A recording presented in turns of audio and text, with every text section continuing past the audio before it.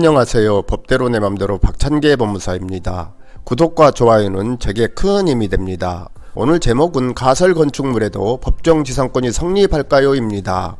민법 제305조 제1항은 대지와 건물이 동일한 소유자에 속한 경우에 건물의 전세권을 설정한 때에는 그 대지 소유권의 특별 승계인은 전세권 설정자에 대하여 지상권을 설정한 것으로 본다라고, 같은 법 제366조는 저당무로 경매로 인하여 토지와 그 지상 건물이 다른 소유자에게 속한 경우에는 토지 소유자는 건물 소유자에 대하여 지상권을 설정한 것으로 본다라고 규정하고 있습니다.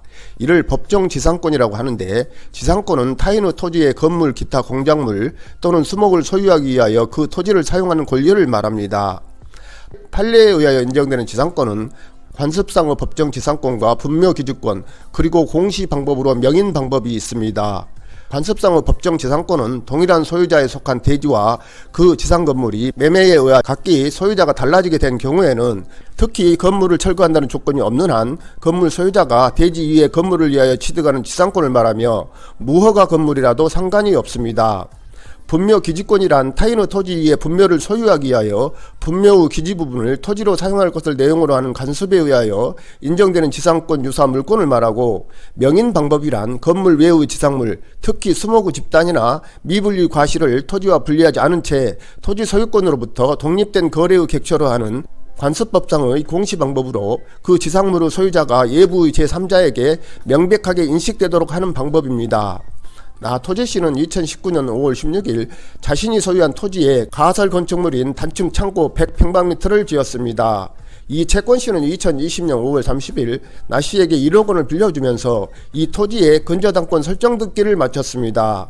그 후 나씨가 돈을 갚지 않자 이씨는 법원에 임의경매를 신청하였는데, 이 경매 절차에 김매수씨가 입찰하여 2021년 5월 1일 최고가 매수인이 되어 매각 허가를 받고 2021년 7월 5일 매각 대금을 완납함으로써 김씨는 이 토지에 대한 소유권을 취득하였습니다. 이에 대한 소유권 이전 등기가 이루어진 후 김씨는 나씨에게 토지를 인도하고 가설 건축물인 창고를 철거하여 달라고 했으나 나씨는 이를 거부했습니다. 그러자 김씨는 나씨를 상대로 관할 법원에 토지 인도 및 가설 건축물 철거 청구의소를 제기하였습니다. 이 재판에서 나씨는 가설 건축물인 창고에 대하여 법정지상권이 성립하였으므로 김씨의 청구는 기각되어야 한다라고 주장하였습니다.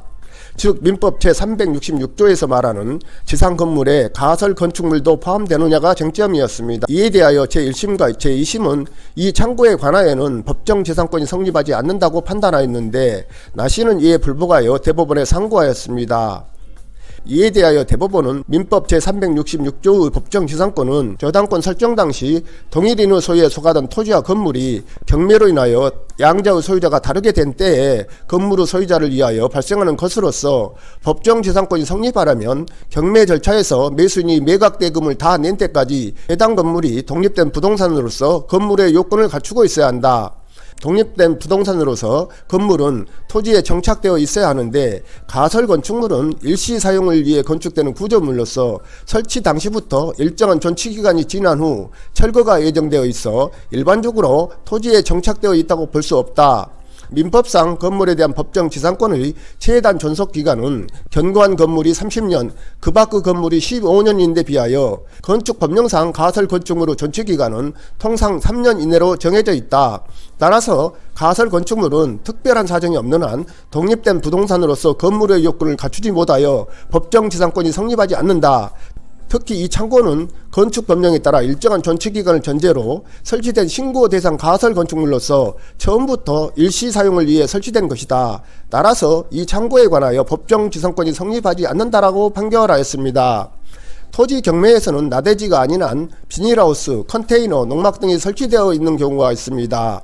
토지를 경매당한 사람은 이러한 설치물의 철거를 거부하고 일종의 이사 비용을 요구하기도 합니다. 이 경우에 매수인이 어느 정도 비용을 지불함으로써 소송으로까지 진행되지 않도록 하는 것이 바람직하다고 할 것입니다.